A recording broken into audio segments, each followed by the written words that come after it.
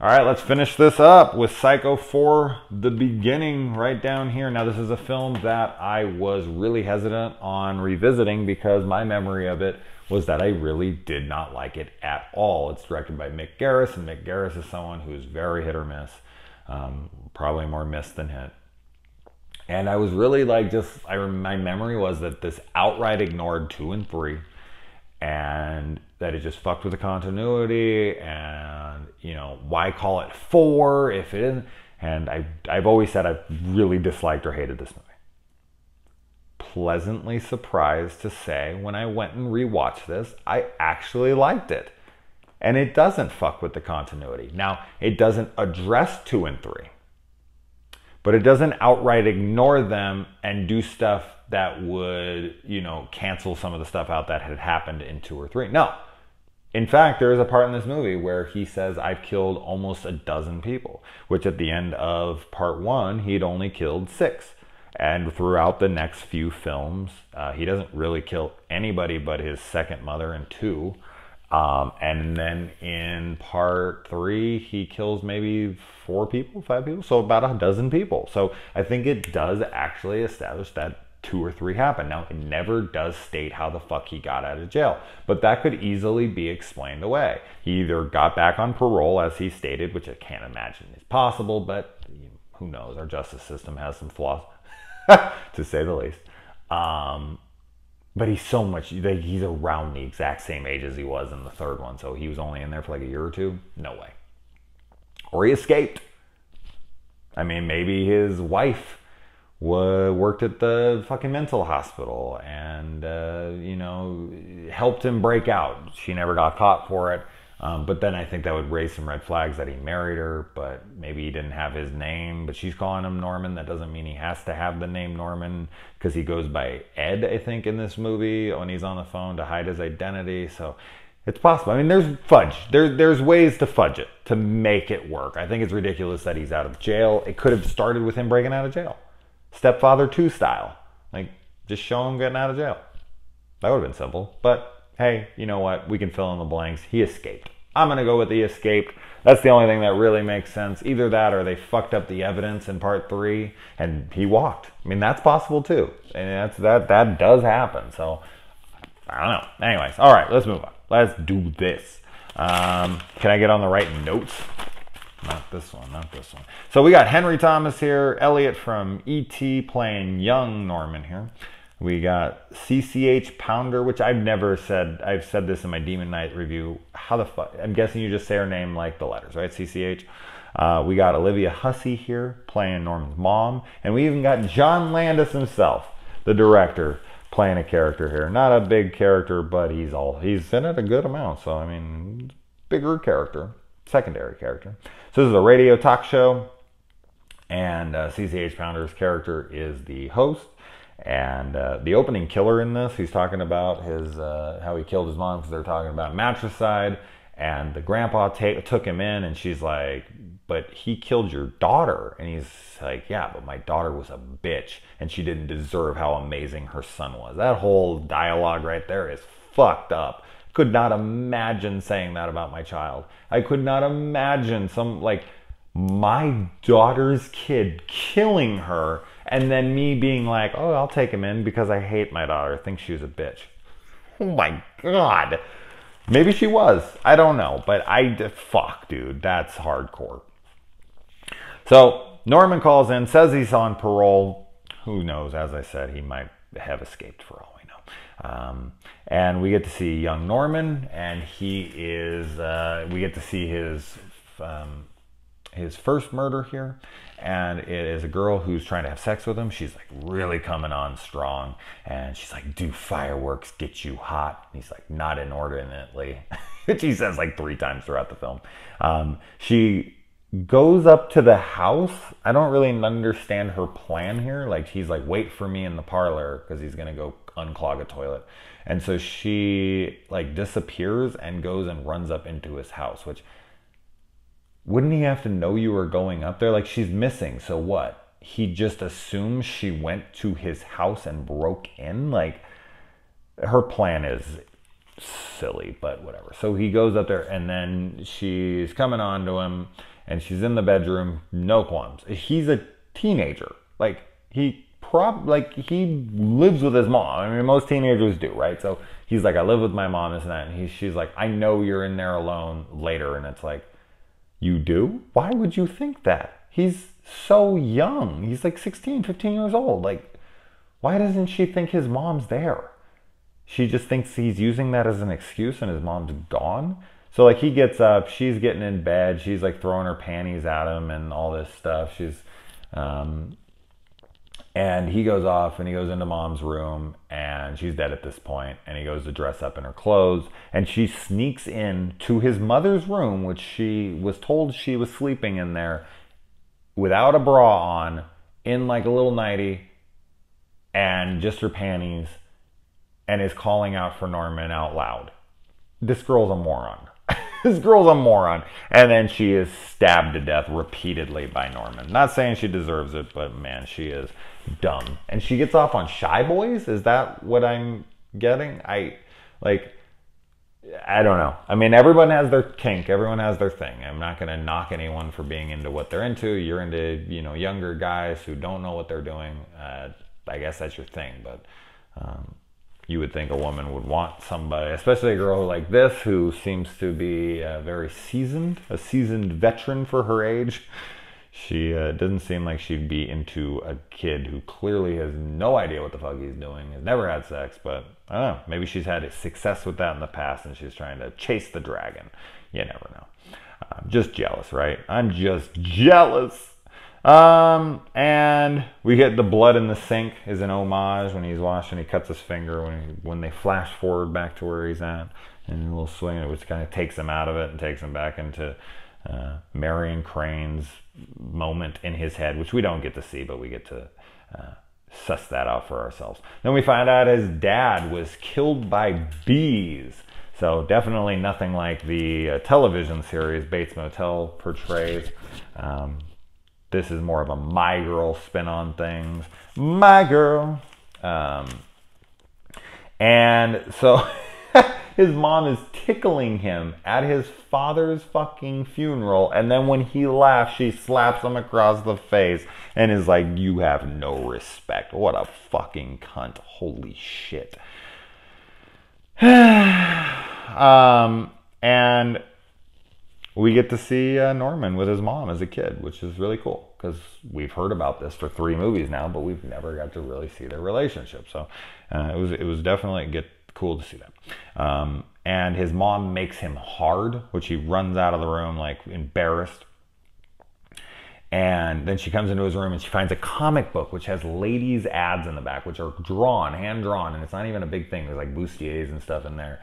And she fucking, just blasts him for having those and makes him go out in the rain with his underwear on to go throw the shit away. And then she comes out and she's like, I'm gonna be upset with myself later for being so, not being as hard on you as I should be or whatever, and like gives him a jacket, rain slicker and whatever. She's all over the damn place. So they really portray his mom as a total fucking raving lunatic. He also sees that his mom is losing her mind in the cabin. In cabin 1, he goes and he peeks in on her through that peephole, which his dad put in there. So his dad's a fucking creep, I'm guessing. Why the hell would he have a peephole in the room? So his dad's fucking a total perv, and his mom's a fucking psychopath. Good genes right there for sure. And so then he goes up and he rolls around on the ground with his mom and flip-flops on top of her, and he gets hard. She feels him hard. She freaks out, puts him in front of the mirror, throws a dress on him, puts makeup on him, convinces him that he's a girl because she doesn't want him to have a dick. He shouldn't fucking want to use that dick. He should not have any sexual urges with that dick. He needs to have a vagina. He needs to dress like a girl. He needs to be locked in a closet until he realizes he is a girl. And yeah, she's messed up as all hell. And she won't let him out. That's fucking crazy. And then she, like my mother always used to do to me, there's a lot of things this chick does in this movie that are very reminiscent of my mother. I know I don't talk about her a bunch on here, for good reason. But something that she does in this that is very close to home is she blames him for wrecking her during her pregnancy and blaming like her body issues and all this shit from how he came out and wrecked her womb and wrecked her body and all that, like guilt trip after guilt trip after guilt trip, like because of you I can't have babies anymore, blah blah blah. I'm not gonna get into it. Way worse than that, but I don't want this to turn into some fucking sob story. And so she gets a boyfriend, and the boyfriend's trying to toughen him up, so he teaches him how to box, and then he starts hitting him and questioning if he's a boy. He's like, you ain't a girl, are you? Which, of course, then makes Norman fucking snap. But he can't physically take the guy, so he has to resort to poisoning him, because he's a fucking little wimp. And when he knocks him out, there's this, like, on the ground, his mom comes in, and she's standing outside, and they, like, get together, and it reminds me very much of, like, scenes where the bully's taking the guy's girlfriend from him, or the girl that he's into, and she's just sitting next to him, because this is, like, his girlfriend in his mind. His mom is, like, his woman, is his life, is his boy's best friend, is his mother, and this guy's coming in, and he's trying to steal his woman. That's the way that scene looked to me. So then Norman is making out with an older woman, which makes sense here because he's into older women now. He's into his mom. So he, instead of the younger girl who his mom thought was a slut, now he's going for older women so that he can try to, kind of live out his fantasy of fucking his mother. And he somehow pops up in the back of her seat, even though he left the car and she was sitting down in there with nothing running, no music on or anything. Somehow he got into the car in the back seat without her noticing. That's not fucking possible, but okay, she's deaf, she's drunk, I don't know. And he tries to strangle her. So he's like, drive, and he strangles her with a rope so to where she blacks out. Then she comes back to, and he strangles her again. And then she fucking blacks out. Then he throws her in a trunk and pushes her into the swamp. And then he can hear her like banging around in there. So this chick, which is true, like if you strangle somebody, unless you like break something in there, like a trachea or something, and collapse the esophagus, whatever, a person, you have to hold them for a long while after. I've said this in a lot of reviews, but it's true. They will come back to life. When you pass out, that doesn't mean you're dead from strangulation. So the fact that she comes back twice from strangulation in this, I thought was really fucking accurate.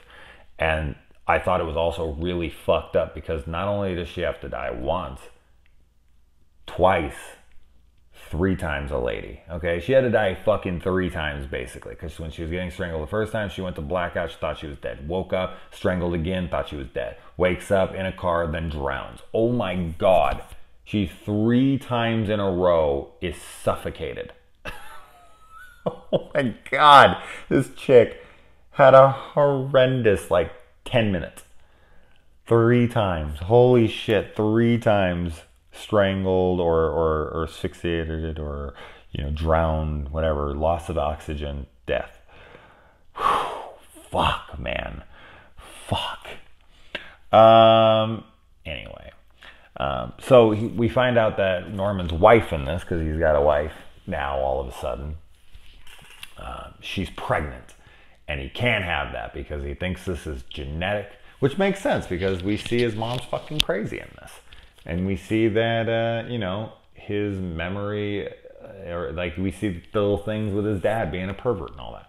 And he sees his mom throwing around, and he sees how he is, and he thinks this baby is going to be a monster like him, and he would rather have her dead than have his baby, because he ain't bringing another Norman into the world.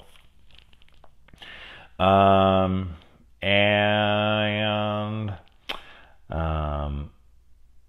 he said he killed 12 people, so I think that's really cool. The strychnine that he gives his mom and the boyfriend doesn't kill them right away. It slowly fucking poisons them. He takes her down out of the basement into the fruit cellar where he ends up keeping her body, and she's just fucking rotting rotting. Sorry, no, that's later.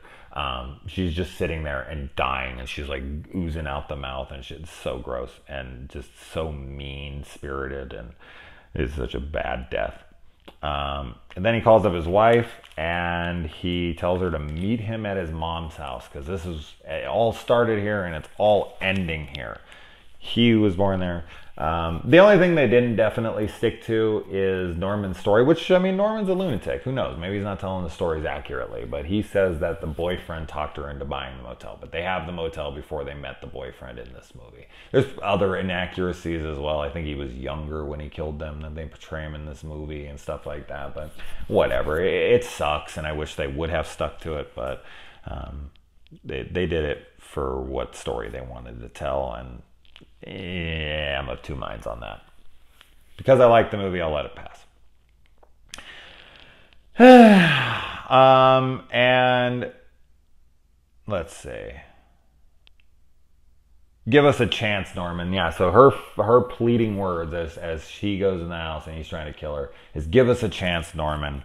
And Norman finally gets the love and acceptance that he wants from a woman. Like, I feel like that's the poetry of this movie, the poetic ending here, is that he's in this house, he's in the house where his mother was, and he's there with this woman who's breeding a new generation of Bates in her womb, and she's an older woman than what he would have been, probably the same age as his mother at the time, and she's there comforting him, loving him, accepting him. And that breaks the spell, and that makes him say, fuck this, I'm burning this bitch down and all the ghosts that come with it. And he starts, like, burns the house down, and he's seeing, like, the past of all the victims that he's had in part 4 anyway. And burns it down, goes down the fruit cellar, sees his mom's corpse down there from the first movie, which I thought was pretty cool. Looks very similar to the one in the film, so I thought that was good attention to detail. Fights her around and pushes her aside, gets out, pushes himself out, and gets into his wife's arms. They walk away. The place burns down, and he walks away to have his life with his wife, which, if he escaped, I don't know. The escape thing doesn't really work. He would get arrested, but whatever. He has a happy ending. I mean, this is his arc, 1 through 4. His arc is very interesting to me. You know, he's victim, villain, and then we get a happy ending here for Norman. So you don't get to see that. You just don't get to see it. He's a very interesting character arc. He goes, like, he's kind of a nice kid, goes crazy, comes back, is a nice guy, goes crazy, comes back, he's kind of, he's in the squad car, he's going to jail, he's still crazy, then he comes out, then he's trying to have a normal life, then he goes crazy, then he goes nice again. Like, this dude has not got a good pattern here. He's probably going to go crazy again. So she probably should have listened. Anyway, guys, that's it. Psycho's done. I am not doing the remake. Maybe one day I'll do it. Maybe. But I honestly just don't feel like it. So I'll look into that Bates Motel movie. I know that's awful, supposedly, with Lori Petty or whatever. But I'd like to check that out with Bud Cort and stuff. But yeah. So anyway, guys, it's time for bed.